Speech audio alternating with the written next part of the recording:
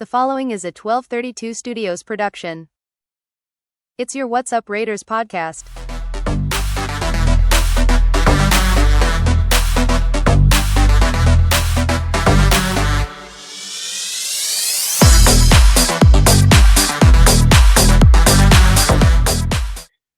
Hello, everyone. This is Gail Dwayne with your What's Up Raider podcast. And we're here with our initial episode. I'm excited. I hope you're excited. I know we're all excited in Raider Nation for the win today. Such a great win. Nothing feels better than 1-0 at this time of the year. But Raider Nation's starving for wins right now. And after all of the hoopla around our new head coach, new quarterback, new systems being installed, we got an exciting offensive coordinator. It just feels good after all of this time, including the draft, just to get a win on day one. And I know if you're like me, and I'm a Raider fan, I'm not ashamed to admit it, I am silver and black, going back many years. You've got your friends, you've got your old homies you went to school with, guys that you share social media information with, or even text messages about the Raiders. So I know we're all excited. We'll get to that. Since it's our first episode, I do want to touch on a few little things. Number one, you can find us at all the social medias. We are at What's Up Raiders, whether that's X, Instagram, TikTok, Reddit, you name it, even Blue Sky.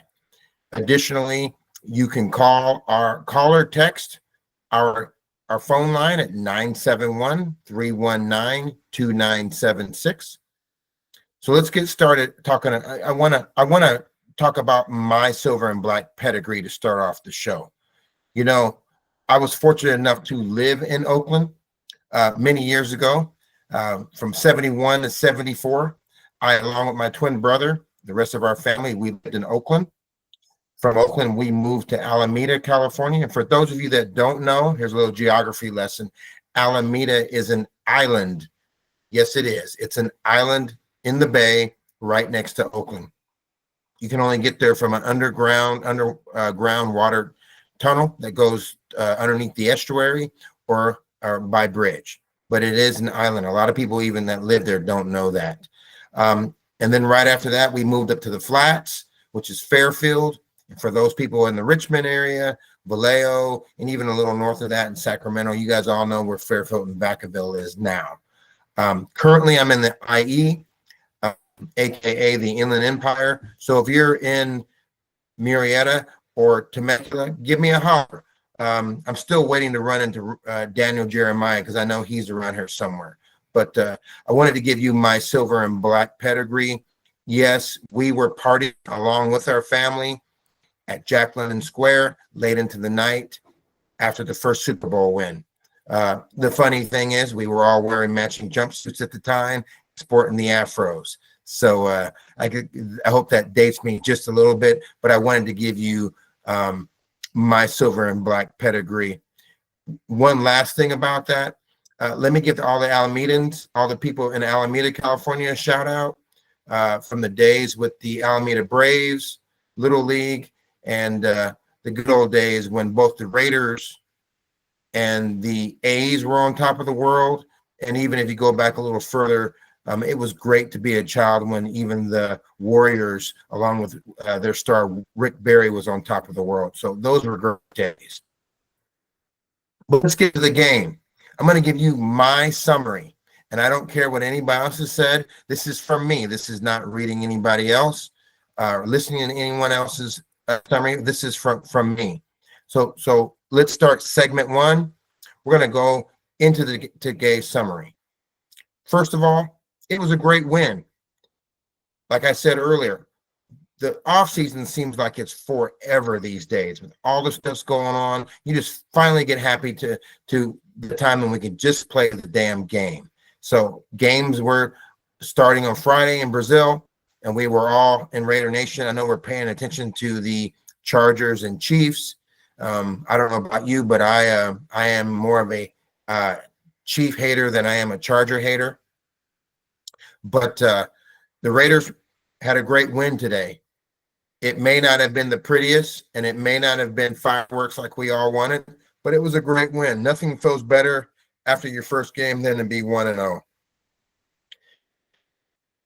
I'll go into some of the things I noticed right away. First of all,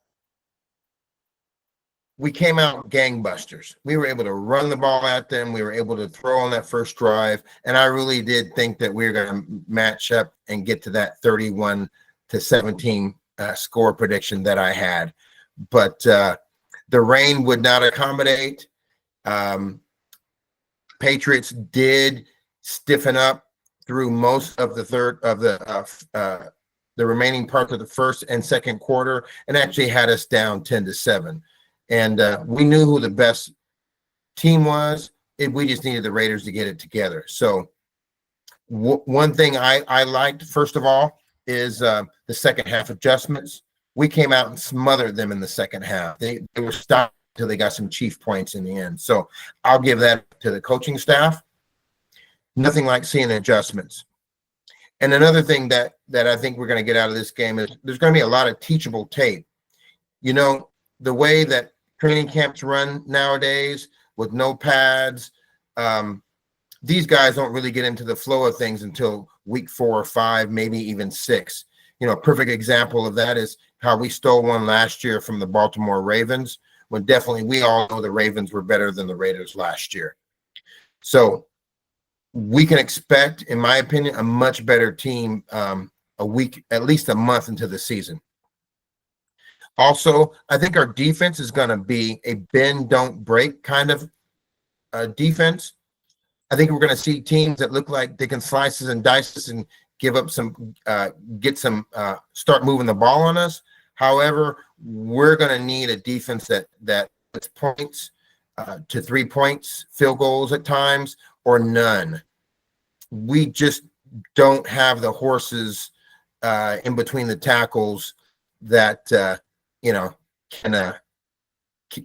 get fear and stop other teams like we need to. So I think we're going to have a bend don't break kind of defense this year. Another thing I noticed, Thornton Jr. is for real. Those that doubted him, those that didn't know anything about him, those that said he had a weak route tree, this kid is for real. The sliding catch, being targeted as many times tells me that Gino's got confidence in him. Chip Kelly has confidence to call the plays. Thornton Jr. is for real. And let's be honest.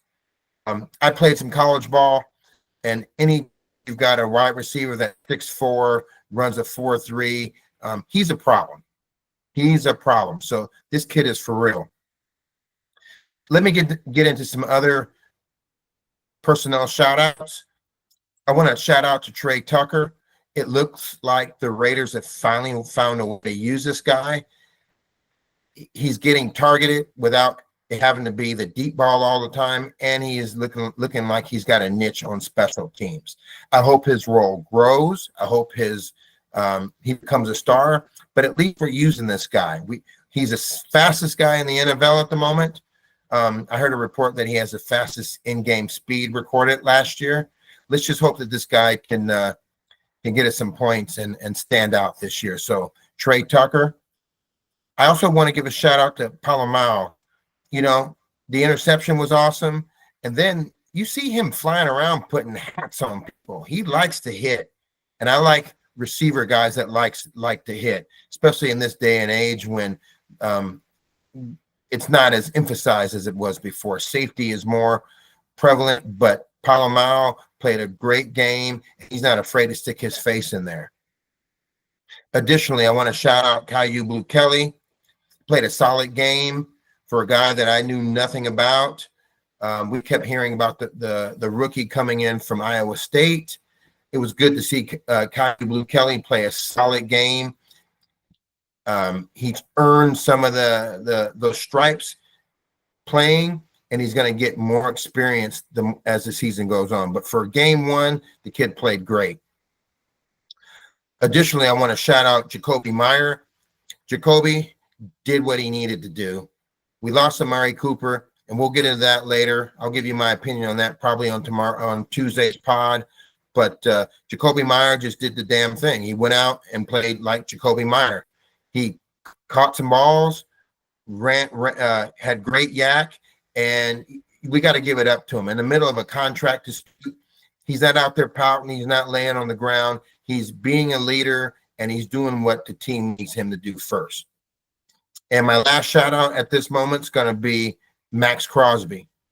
You know, Maxx got hurt last year, had to shut it down. But today, Maxx showed up.